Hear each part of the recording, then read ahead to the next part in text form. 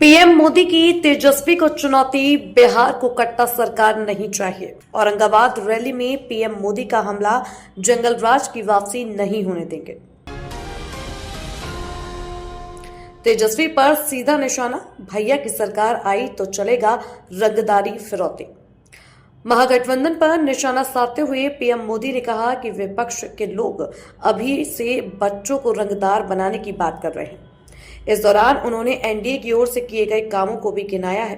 बिहार विधानसभा चुनाव के दूसरे चरण की वोटिंग से पहले प्रधानमंत्री नरेंद्र मोदी ने शुक्रवार को विपक्षी महागठबंधन पर जमकर निशाना साधा।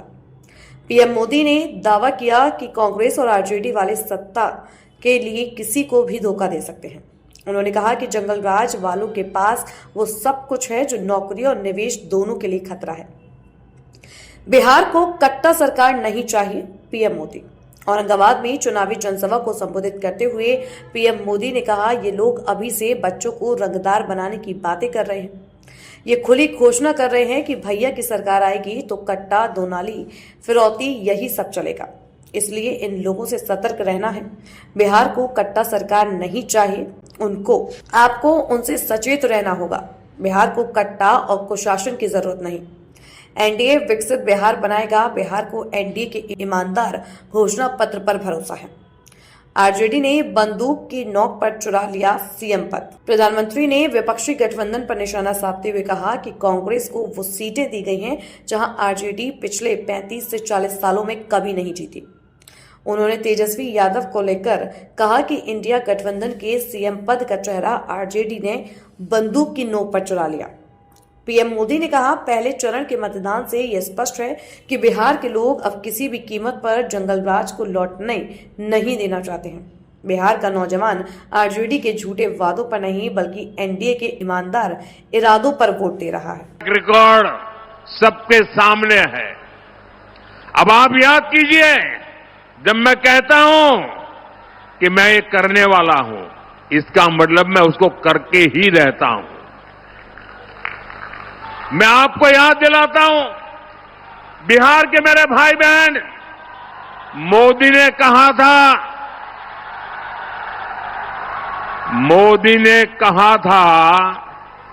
राम मंदिर बनेगा। आप मुझे बताइए, मंदिर बना के नहीं बना? मंदिर बना के नहीं बना?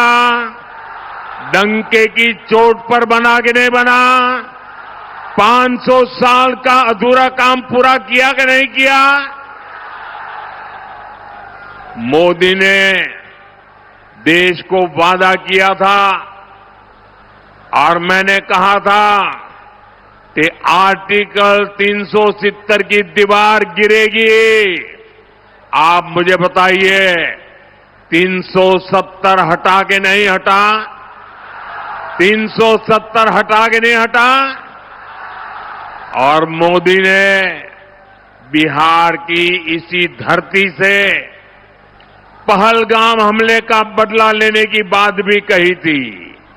और फिर आपने ऑपरेशन सिंदूर में तबाह होते पाकिस्तान को भी देखा है। मैंने बिहार की धरती से कहा था, वो किया कि नहीं किया? साथियों,